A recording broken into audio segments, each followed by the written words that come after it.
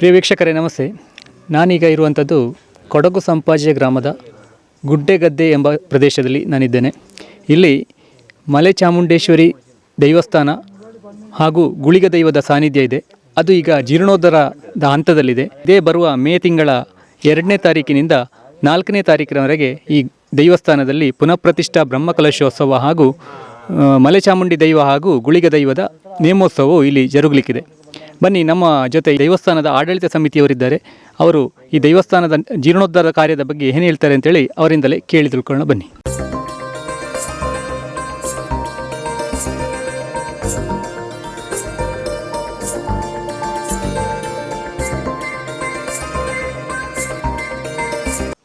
ವೀಕ್ಷಕರೇ, ನಮ್ಮೊಂದಿಗೆ ಈ ದೇವಸ್ಥಾನದ ಮುಕ್ತಸ್ಥರಾಗಿರುವಂಥ ಮತ್ತಾಡಿ ಬಂಬ ಅವರಿದ್ದಾರೆ.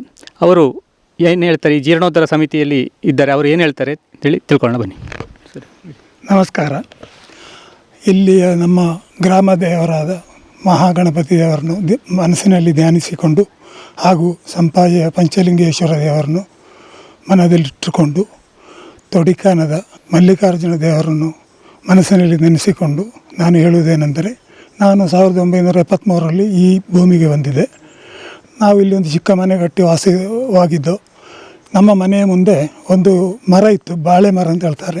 ಆ ಮರ ಭಾರಿ ದೊಡ್ಡದಾದ್ದರಿಂದ ಅದರ ಬುಡದಲ್ಲಿ ನಮ್ಮ ತಂದೆಯವರು ಬೆಂಕಿ ಹಾಕಿದರು, ಅದನ್ನು ಕೊಲ್ಲಿಕ್ಕೆ ಬೇಕಾಗಿ.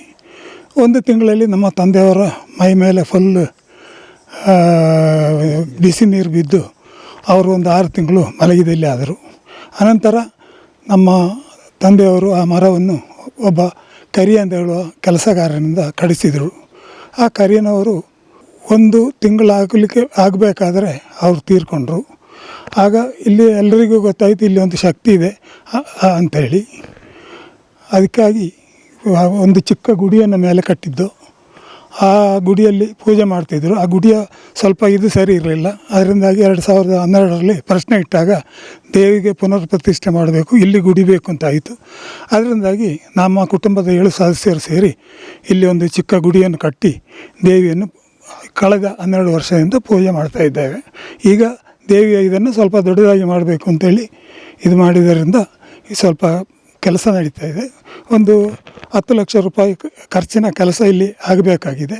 ಕುಟುಂಬದ ಸದಸ್ಯರ ಫೈನಾನ್ಷಿಯಲ್ ಪೊಸಿಷನ್ ಸರಿ ಇಲ್ಲದ ಕಾರಣ ನಾವು ಊರಿನವರಿಂದ ಸಹಾಯವನ್ನು ಪಡೆಯುತ್ತಿದ್ದೇವೆ. ನಮಸ್ತೆ, ನಾನು ರಮಾದೇವಿ ಬಾಲಚಂದ್ರ ಕಳಗಿ ಅಂತ, ಗ್ರಾಮ ಪಂಚಾಯತ್ ಅಧ್ಯಕ್ಷೆ ಹಾಗೂ ಮಲೆ ಚಾಮುಂಡೇಶ್ವರಿ ಗುಳಿಗ ದೇವಸ್ಥಾನದ ಜೀರ್ಣೋದ್ಧಾರ ಸಮಿತಿ ಅಧ್ಯಕ್ಷೆಯಾಗಿದ್ದೇನೆ.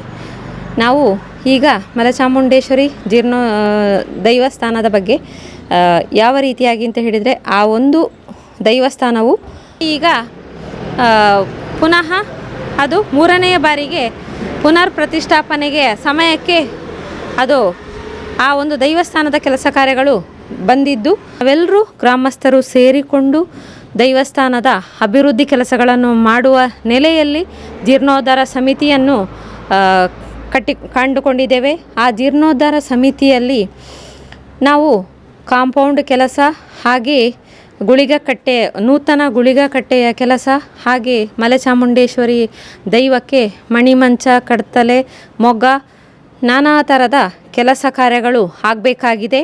ಆದ ನಂತರ ಆ ಒಂದು ದೇವಸ್ಥಾನದ ಕೆಲಸ ಕಾರ್ಯಗಳಿಗೆ ಸುಮಾರು 15ರಿಂದ 25 ಲಕ್ಷದಷ್ಟು ಖರ್ಚಾಗುವಂತಹ ಒಂದು ಸಾಧ್ಯತೆಗಳು ಕೂಡ ಕಂಡುಬಂದಿದ್ದು, ನಾವುಗಳು ಊರ ಪರವೂರ ದಾನಿಗಳ ಒಂದು ಸಹಾಯ ಹಸ್ತವನ್ನು ಕೂಡ ಕೇಳ್ತಾ ಇದ್ದೇವೆ. 12 ವರ್ಷಗಳ ಹಿಂದೆ ಒಂದು ಪುನರ್ ಪ್ರತಿಷ್ಠೆಯನ್ನು ಮಾಡುವುದರ ಮೂಲಕ ಒಂದು ಚಿಕ್ಕ ಮಟ್ಟಿನಲ್ಲಿ ಇದನ್ನು ನಡೆಸ್ಕೊಂಡವರು ಅವರ ಮತ್ತಾಡಿ ಬೆಂಬನವರ ಕುಟುಂಬದವರು ಸೇರಿ ನಡೆಸ್ಕೊಂಡು ಬಂದಿರತಕ್ಕಂಥದ್ದು. ಪುನಃ 24ನೇ ಇಸವಿಯ ಹೊತ್ತಿಗೆ ಅಷ್ಟಮಂಗಲ ಪ್ರಶ್ನೆಯಲ್ಲಿ ನೋಡಿದಾಗ ಇದೇ ಒಂದು ದೇವಸ್ಥಾನವನ್ನು ಇನ್ನು ಸ್ವಲ್ಪ ದೊಡ್ಡ ರೀತಿಯಲ್ಲಿ ಮಾಡಬೇಕು, ಈ ಒಂದು ದೇವಸ್ಥಾನಕ್ಕೆ ಪರಿಸರದ ಎಲ್ಲ ಊರಿನ ಎಲ್ಲ ಭಕ್ತಾದಿಗಳು ಕೂಡ ಇನ್ವಾಲ್ವ್ ಮಾಡಬೇಕು ಅಂತ ಹೇಳೋ ಉದ್ದೇಶದಲ್ಲಿ ಕಂಡುಬಂದದರಿಂದ ಸಂಪಾಜ ಗ್ರಾಮಕ್ಕೆ ಸೀಮಿತಗೊಂಡಂತೆ ಇಲ್ಲಿದ್ದವ್ರನ್ನೆಲ್ಲರನ್ನೂ ಕೂಡ ಸೇರಿಸ್ಕೊಂಡು ಒಂದು ಸಮಿತಿಯನ್ನು ರಚನೆ ಮಾಡಿ ಎಲ್ಲರೂ ಕೂಡ ಹಲವು ಇಲ್ಲಿ ಮುಖ್ಯ ಪ್ರಾಮುಖ್ಯರು ಕೂಡ ಎಲ್ಲರೂ ಕೂಡ ಒಂದೊಂದು ಹುದ್ದೆಯಲ್ಲಿ ಇದರಲ್ಲಿ ಈಗ ಪರಿಣಿತರಾಗಿದ್ದಾರೆ, ಅದು ನಡೆಸ್ಕೊಂಡು ಹೋಗ್ತಾ ಇದ್ದಾರೆ. ಬಹುಶಃ 25 ಲಕ್ಷ ಅಂದಾಜು ವೆಚ್ಚದಲ್ಲಿ ಇರ್ತಕ್ಕಂಥ ಈ ಒಂದು ಪ್ರತಿಷ್ಠಾಪನೆ ಕಾರ್ಯಕ್ರಮ ಮತ್ತು ಇದರ ಒಂದು ಪ್ರತಿಷ್ಠೆಯಲ್ಲಿ ಆಗ್ತಕ್ಕಂಥ ಜೀರ್ಣೋದ್ಧಾರ ಕಾರ್ಯಕ್ರಮಕ್ಕೆ 25 ಲಕ್ಷದಲ್ಲಿ ಈಗಾಗಲೇ ಒಂದು 10-12 ಲಕ್ಷ ರೂಪಾಯಿ ನಮಗೆ ಸಂಗ್ರಹ ಆಗಿದೆ. ಮತ್ತು ಎಲ್ಲ ಊರಿನವರು ಪರವೂರಿನವರು ಸ್ವಲ್ಪ ಕೊಟ್ಟಿದ್ದಾರೆ. ಬಹುಶಃ ಇದು ಈಗ ಪ್ರಸ್ತುತ ನಮಗೆ ಇನ್ನೂ ಆಗ್ತಕ್ಕಂಥ ಇನ್ನು ಭಾಳ ಹತ್ತಿರ ದಿನ ಮೇ 2, 3, 4 ಈ 3 ದಿನಗಳಲ್ಲಿ ಪ್ರತಿಷ್ಠಾ ಕಾರ್ಯಕ್ರಮ ನಡಿಬೇಕಿದೆ. ಇಲ್ಲಿ ಈ 3 ದಿನಗಳಲ್ಲಿಯೂ ಕೂಡ ಸುಮಾರು ಒಂದು 3 ದಿನ ಅಂದಾಗ ಒಂದು 2-3 ಸಾವಿರ ಜನ ಸೇರುವ ಪರಿಸ್ಥಿತಿ. ಅವರಿಗೆಲ್ಲರೂ ಕೂಡ ಬೆಳಿಗ್ಗೆ ಉಪಹಾರ ಮತ್ತು ಅನ್ನ ಸಂತರ್ಪಣೆ ಮಾಡ್ತಕ್ಕಂಥ ಕಾರ್ಯಕ್ರಮ ನಮಗೆ. ಹಾಗೆ ಸುಬ್ರಹ್ಮಣ್ಯ ದೇವಸ್ಥಾನದಲ್ಲಿ ನಾವು ಹೀಗಾಗಿ ಅನ್ನ ಸಂತರ್ಪಣೆಗೆ ಬೇಕಾದ ಸಲಕರಣೆಗಳಿಗೆ ಅಪ್ಲಿಕೇಶನ್ ಹಾಕಿದ್ದೇವೆ. ಈಗ ನೀತಿ ಸಂಹಿತೆಯ ಪ್ರಕಾರ ತಾರೀಕು 26 ಏಪ್ರಿಲ್ವರೆಗೆ ಅಲ್ಲಿ ಯಾವುದೂ ಕೊಡುವ ನಿರೀಕ್ಷೆಯಲ್ಲಿ ಇಲ್ಲದರಿಂದ 26ರ ಮೇಲೆ ನಮ್ಮ ಸುಳ್ಯದ MLA ಅವರು ಕೂಡ ಅದಕ್ಕೆ ರೆಕಮೆಂಡೇಷನ್ ಕೊಟ್ಟಿದ್ದಾರೆ, ಭಾಗ್ಯರಥಿಯವರು. ಹಾಗಾಗಿ ಇನ್ನು ಅಪ್ಲಿಕೇಶನಲ್ಲಿ ಹೋಗಲಿಕ್ಕಿದೆ. ಬಹುಶಃ ದೊಡ್ಡ ಮೊತ್ತದ ಪ್ರಮಾಣದಲ್ಲಿ ಆ ಅನ್ನ ಸಂತರ್ಪಣೆ ಬೇಕಾಗಿರ್ತಕ್ಕಂಥ ಸಲಕರಣೆಗಳನ್ನು ಸುಬ್ರಹ್ಮಣ್ಯ ದೇವಸ್ಥಾನದ ಒದಗಿಸಲಿಕ್ಕಿದೆ.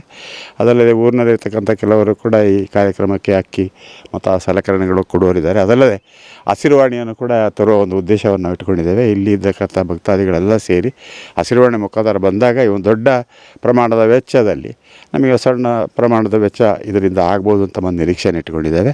ಅದಲ್ಲದೆ ಇನ್ನೂ ಕೂಡ ನಮಗೆ ಇದರಲ್ಲಿ ಕಾಣುತ್ತೆ ದೊಡ್ಡ ಮಟ್ಟದ ಖರ್ಚು ಏನೆಂದರೆ, ಇದು ಫೌಂಡೇಶನ್ ಗೋಡೆಯನ್ನು ಭಾರ ಅಡಿಯಿಂದ ಒಂದು 15 ಅಡಿ ಆಳದಿಂದ ಬಂದು ಅದನ್ನು ಮಳೆಗಾಲದಲ್ಲಿ ದೂರ ಹೋಗದ ರೀತಿಯಲ್ಲಿ ಬೆಲ್ಟ್ಗಳನ್ನು ಹಾಕೋದರ ಮೂಲಕ ಸುಮಾರು ಒಂದು 7-8 ಲಕ್ಷ ರೂಪಾಯಿ ಖರ್ಚು ಮಾಡಿ ತಡೆಗೋಡೆಯನ್ನು ಇಲ್ಲಿ ಮಾಡಿರ್ತಕ್ಕಂಥದ್ದು. ಹಾಗೆ ಕಾಂಪೌಂಡ್ ವಾಲ್, ಇದಕ್ಕೆ ಸುತ್ತು ಇರ್ತಕ್ಕಂಥ ಗೋಡೆ ಅದನ್ನು ಕೂಡ ಮಾಡಿ ಈ ಒಂದು ಲೆವೆಲ್ ನಾವೇನು ಕಾಣ್ತೀವಿ ಇದು ಸಮತಟ್ಟಾಗಿತ್ತಿಲ್ಲ ನೆಲ, ಇದನ್ನು ಕೂಡ ಮಾಡಿ ಬಂದು ಈಗ ನಿಜ ಪ್ರಕಾರ ಈ ಅಡಿ ನೆಲಕ್ಕೂ ಕೂಡ ನಾವೇನಾದರೂ ಟೈಲ್ಸ್ಗಳನ್ನು ಹಾಕಬೇಕು ಅಂತ ಉದ್ದೇಶ ಇಟ್ಕೊಂಡಿದ್ದೇವೆ. ಆದರೆ ಪರಿಪೂರ್ಣವಾಗಿ ಆರ್ಥಿಕ ಸೌಲಭ್ಯ ಕಡಿಮೆ ಇದ್ದರೆ ಈ ವರ್ಷದ ಮಟ್ಟಿಗೆ ಒಂದು ಸಣ್ಣ ಒಂದು ಇದನ್ನು ಹಾಕಿ ಈ ವರ್ಷ ಇದು ತುಂಬ ದಿನ ಇಲ್ಲದರಿಂದ ಹಾಗಾಗಿ ಮುಂದಕ್ಕೆ ನಮಗೆ ಪ್ರಯೋಜನ ಆದಾಗ ಇನ್ನು ಅದರಲ್ಲಿ ಸಣ್ಣ ನೀರಾವರಿ ಇಲಾಖೆಯಿಂದ ಕೂಡ ಈ ಒಂದು ತಡೆಗೋಡೆ ಬಗ್ಗೆ ಎಸ್ಟಿಮೇಟ್ ಮಾಡಿ ರೆಕಮೆಂಡ್ ಆಗಿ ಹೋಗಿದೆ.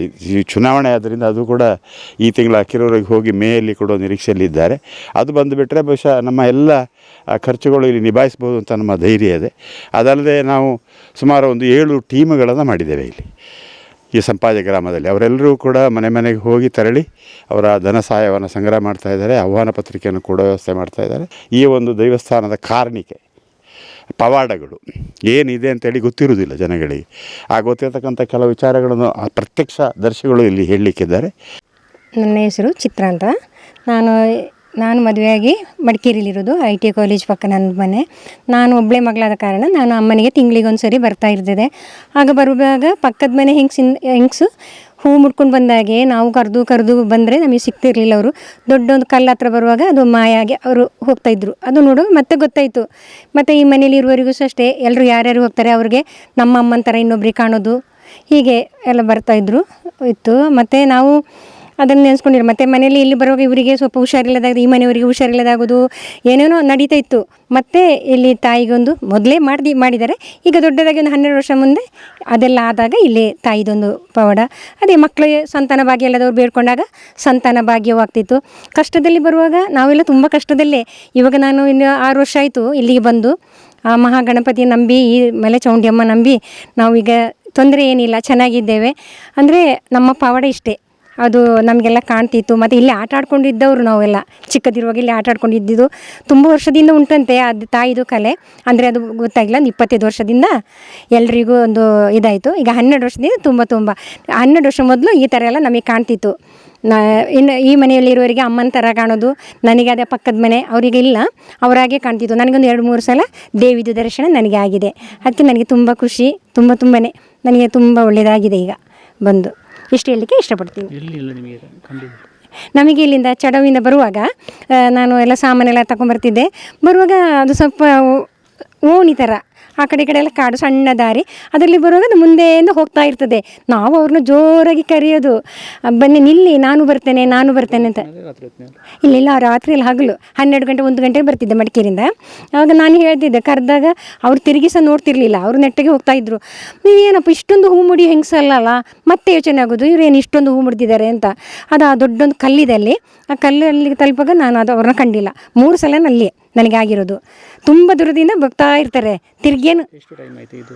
ಇದು ನನಗೇನು 13-14 ವರ್ಷದ ಮುಂದೆ ಇದಾಗಿರೋದು. ಅದ್ರ ಮೇಲೆ ಇಲ್ಲಿ ತಾಯಿದೊಂದು ಇದಾಯ್ತಲ್ಲ, ಕಟ್ಟಿ ಇದಾಯಿತು. ಅದ್ರ ಮೇಲೆ ನಮಗೆ ಒಳ್ಳೆಯದಾಗಿದೆ. ನಾವು ಈ ಕಷ್ಟದಲ್ಲಿ ಇರುವವರು ಇಲ್ಲಿ ಬಂದು ಈ ತಾಯಿಗೆ ಅಂಗಲಾಚಿ ಬೇಡ್ಕೊಂಡ್ರೆ ತುಂಬ. ಮತ್ತು ನಾನು ಸಂಕ್ರಮಣಕ್ಕೆ ಸಾಯಂಕಾಲ ಬಂದು ದೇವ್ರಿಗೆ ಒಂದು ಪ್ರಾರ್ಥನೆ ಮಾಡಿ ಹೋಗ್ತೀನಿ, ಒಂದು ಸಣ್ಣ ದೇವಿದೊಂದು ಹಾಡು ಹೇಳಿ ಹೋಗ್ತೇನೆ. ನನಗೆ ಒಳ್ಳೆಯದಾಗಿದೆ. ನನ್ನ ಹೆಸರು ಕುഞ്ഞಮ್ಮ ಅಂತ. ನಾನು ಈ ಎಡೆಯಲ್ಲಿ ಮಲಗಿ ನಿದ್ದೆ ಮಾಡುವಾಗ ತಾಯಿ ಬಂದು ನನ್ನ ಹತ್ರ ಹೇಳ್ತಾಳೆ, ನನಗೆ ಎಲ್ಲ ಮೈಯೆಲ್ಲ ಸುಡ್ತದೆ, ನನ್ನನ್ನು ಬಿಸಿಲಿಗೆ ಹಾಕಿದ್ದೀರಾ, ಯಾಕೆ ಬಿಸಿಲಿಗೆ ಹಾಕಿದ್ದೀರಾ, ನಿಮಗೆ ಆರಾಮಾಗಿ ಮಲಗಲಿಕ್ಕೆ ಜಾಗ ಇದೆಯಲ್ಲ, ನನ್ನನ್ನು ಬಿಸಿಲಿಗೆ ಹಾಕಿದ್ದೀರಾ ಅಂತ ಹೇಳಿದೆ. ಹೇಳಿದ ಕಾರಣ ನಾನು ಬಂದು ಬೆಳಿಗ್ಗೆನೇ ಎದ್ದು ಬಂದು ಎಲ್ಲ ಯಾವ ಕೆಲಸ ಮಾಡುವುದಾದರೂ ಮಗನ ಜೊತೆ ಕೇಳದೆ ಮಾಡ್ತಿರಲಿಲ್ಲ. ಬಂದು 4 ಮಡ್ಲನ್ನು ತೆಗೆದು ದೇವಿಯ ತಲೆ ಮೇಲೆ ಅಲ್ಲಿ ಹಾಕಿ ಇಟ್ಟಿದ್ದೇನೆ. ಅದರ ನಂತರ ನನಗೆ ಏನೂ ಕಾಣಲಿಲ್ಲ. ಮಿತ್ತೊಂದು ಮರ ಇತ್ತು ಇಲ್ಲೇ ಗುಡಿಗಟ್ಟಲೆ, ಅಲ್ಲೂ ಎಂಗಳಿಗೆ 2-3 ಸರ್ತಿ ದೀಪದಲ್ಲಿ ಹೋಗಿದ್ದು, ದೀಪ ಇಲ್ಲೇ ಕ್ಯಾಂಡ್ಲ್ ಬತ್ತಲ್ಲಿ ಅಂತ 2-3 ಸರ್ತಿ ಅಂಚನೆ ಹೋಗಿದ್ದು. ಅದು ಅಂಚನೆ ಅಂದು ಮುಳುಗತ್ತು ಇಲ್ಲಿ ಸ್ವಲ್ಪ ಒಂದು ಕಲ್ಲು ಇತ್ತು ಮಲ್ಲವು, ಅವನು ಗುಂಡಿ ಎತ್ತದು ಬಂದು ಪಾಡ್ಕೊಂಡಿದ್ದು, ಏನೋ ಗುಂಡಿ ಎತ್ತು ಹೋಗಿತ್ತು. ಆ ತನಕ ಸಡನ್ಲಿ ಒಂದು ಯಾರ್ದು ಬತ್ತಿಲ್ಲ, ಏನೋ ಎಂಕು ಗೊತ್ತೇ ಜನನೇ ಅಪ್ಪನೇ ಹೋಯ್ತು ಮಿತ್ತು ವರ್ಣ ಜಿನ್ನೊಳಗೆ ಹಾಕಿತ್ತು ಅಂಚನೆ ಅಂತ ಮೈಮೆ ನರತೀನಿ ನಮ್ಮಪ್ಪ. ನಾನು KSRTCಲಿ ಡ್ರೈವರ್ ಆಗಿದ್ದೆ. ನನಗೆ ಆರೋಗ್ಯ ಭಾಗ್ಯದಿಂದಾಗಿ 2 ಕಾಲಲ್ಲಿ ಬಲ ಇಲ್ಲದಾಯಿತು, ಒಂದು ಸೈಡು ಕೈಯಲ್ಲಿ ಕೂಡ ಬಲ ಇಲ್ಲಾಯಿತು. ಹಾಗಾಗಿ ಅದರಿಂದ ಬಾದಲ್ಲಿ ಸುಮಾರು ಹಣ ಖರ್ಚು ಮಾಡಿದೆ, ಹಾಸ್ಪಿಟ್ಲು, ದೇವಸ್ಥಾನ, ಅದು ಇದೆಲ್ಲಾಗಿ ಬೇಕಾದಷ್ಟು ಹಣ ಖರ್ಚಾಯಿತು. ಅದರೆಡೆಗೆ ನನ್ನ ಉದ್ಯೋಗ ಕೂಡ ಹೋಯಿತು ಅದರಲ್ಲಿ. ಅದ ನಂತರ ಹೀಗೆ ಒಂದು ಇಲ್ಲಿ ಒಂದು ಜೀವನಕ್ಕೆ ಸಣ್ಣ ಒಂದು ಕ್ಯಾಂಟೀನಾಗೆ ಮಾಡಿಸ್ಕೊಂಡು ಜೀವನ ಮಾಡ್ಕೊಂಡಿದ್ದು.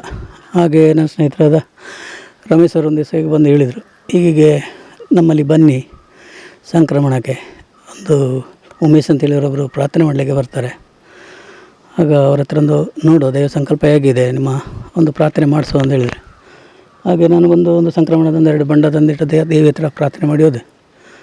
ಪ್ರಾರ್ಥನೆ ಮಾಡಿ ಸುಮಾರು 12-13 ದಿನಕ್ಕೆ ನನಗೆ ಸಾಧಾರಣ ಕಾಲಿಡು ನೆಲಕ್ಕೆ ಊರಷ್ಟು ಶಕ್ತಿ ಬಂದಿದೆ. ಒಂದು ಬಿಂದಿಗೆಯಲ್ಲಿ ನೀರು ಹಿಡಿಯುವಾಗಷ್ಟು ಆಗಿದೆ, ಬಕೆಟೆಲ್ಲ ಕೈಯಲ್ಲಿ. ಹಾಗೆ ಆಗಿದ್ದು 1 ತಿಂಗಳು ಮತ್ತೊಂದು ಸಂಕ್ರಮಣಕ್ಕೆ ಬರುವಾಗ ನಾನು ಪೂರ ಫ್ರೀಯಾಗಿ ಬಂದಿದ್ದೇನೆ. ಇಲ್ಲಿ ಮುಂದೆಲ್ಲ ಒಂದು ಕಾಲು ಊರ್ಲಿಕ್ಕೆ ಕೂಡ ಆಗೋದಿಲ್ಲ ಇತ್ತು, 2 ಸಪೋರ್ಟ್ ಬೇಕಿದ್ದಿಲ್ಲ, ಬರಲಿಕ್ಕೆ ಆಗೋದಿಲ್ಲ ಇತ್ತು. ಭಾರಿ ಬಂಗಾಲಿ ಬಂದು ಹೋದದ್ದು ಸುರಿಗೆ. 2ನೇ ಸಲ ಬರುವಾಗ ಭಾಳ ಖುಷಿಯಲ್ಲಿ ಬಂದಿಲ್ಲ, ಎಲ್ಲ ಗುಡ್ಡೆಲ್ಲ ಓಡಾಡಿದ್ದೇನೆ ಬರೀ ಕಾಲಲ್ಲಿ. ಹಾಗಾಗಿ ತಾಯಿಯ ಒಂದು ಶಕ್ತಿ ಅಂತ ಹೇಳೋದು ಭಾರಿ ಉಂಟು ಅಂತೇಳಿ ಗೊತ್ತಾಗ್ತದೆ. ನಾನು ಭರತ್ ಕೆನಜೆ ಅಂತ, ನಾನು ಸಮಿತಿಯಲ್ಲಿ ಸಹ ಕಾರ್ಯದರ್ಶಿಯಾಗಿ ಕೆಲಸ ಮಾಡಲಿಕ್ಕೆ ನನಗೆ ದೇವರು ಅನುಗ್ರಹಿಸಿದ್ದಾರೆ. ಇದು ಇಲ್ಲಿ ಪ್ರತಿ ಸಂಕ್ರಮಣ ದಿವಸ ಒಂದು ಸಂಜೆ ದೀಪೋತ್ಸವ ಇದೆ. ಅದರಿಂದ ಎಲ್ಲ ಭಕ್ತಾದಿಗಳು ಸಂಜೆ ಬಂದು ತಮ್ಮ ಪ್ರಾರ್ಥನೆ ಮುಖಾಂತರ ತಮ್ಮ ಇಷ್ಟಾರ್ಥಗಳನ್ನು ದೇವರು ನೆರವೇರಿಸಿಕೊಡ್ತಾರೆ ಅಂತ ಹೇಳುವುದಕ್ಕೆ ನಾನು ನಂಬಿಕೆ ಇದೆ. ಗುಳಿಗನ ಕಟ್ಟೆಯ ಈಗ ಜೀರ್ಣೋದ್ಧಾರ ನಮ್ಮ ಪ್ರಶ್ನೆ ಚಿಂತನೆಯಲ್ಲಿ ಕಂಡ ಪ್ರಕಾರದಲ್ಲಿ ಗುಳಿಗನ ಕಟ್ಟೆ ಆಗಬೇಕು ಅಂತೇಳಿ ಕಂಡಿರುವ ಕಾರಣ ಈಗ ಆ ಕೆಲಸ ಕೂಡ ಕಾರ್ಯಗಳು ಕೂಡ ನಡೀತಾ ಇದೆ. ಅದು ಈಗ ಬರದಿಂದ ಸಾಗುತ್ತಾ ಇದೆ. ಕೆಲವೇ ದಿನಗಳಲ್ಲಿ ಈಗ ಪ್ರತಿಷ್ಠಾ ಕಲಶಕ್ಕೆ ರೆಡಿ ಆಗ್ತಾಯಿದೆ ಅಂತ ಹೇಳಲಿಕ್ಕೆ ಇಷ್ಟಪಡ್ತೀನಿ. ಎಲ್ಲರಿಗೂ ನಮಸ್ಕಾರ. ನಾನು ಯಶೋಧರ್ ಅಂತೇಳಿ. ಈ ಒಂದು